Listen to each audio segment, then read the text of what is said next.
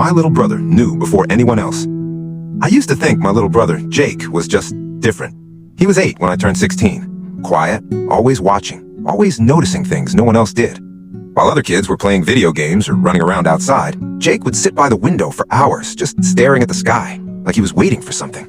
I didn't really understand him back then. Honestly, I didn't try to. Our parents were always busy. Dad worked late nights and Mom was juggling 2 jobs, so most of the time it was just me and Jake at home. But instead of talking to me, Jake would say weird things.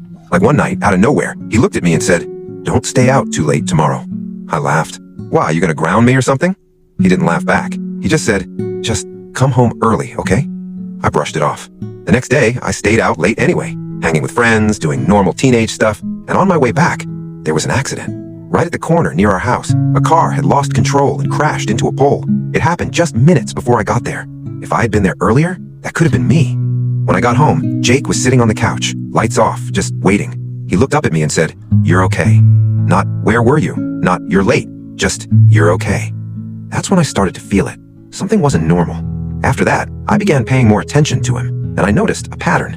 Every time something bad was about to happen, Jake would say something first. Small warnings, simple words. "Take a different road. Don't argue today. Stay home." He never explained how he knew, and I never asked. Maybe I was scared of the answer. Then one day, everything changed. I got into a huge fight with Dad, yelling, screaming, the kind that leaves a mark. I grabbed my keys and stormed out of the house. Jake ran after me. For the first time ever, he looked panicked. He grabbed my arm and said, "Please don't go." I pulled away. "Jake, not now." But he held on tighter. And then he said something I'll never forget. "If you leave right now, you won't come back." I froze. For a second, I almost listened, but anger took over. I shook him off and walked out anyway. I didn't go far, just sat in my car trying to cool down. But Jake's words kept echoing in my head. "You won't come back." It didn't feel like a warning anymore. It felt like a goodbye. 5 minutes later, my phone rang. It was Mom. Her voice was shaking. "Come home, right now." When I got there were ambulances, police cars, neighbors outside. My heart dropped.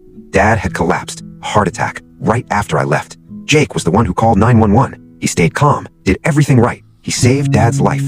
That night, I sat next to Jake in the hospital hallway. For the first time, I asked him, "How do you always know?" He looked at me and just shrugged. "I don't know," he said softly. "I just feel it." I nodded. Didn't question it anymore. Didn't need to.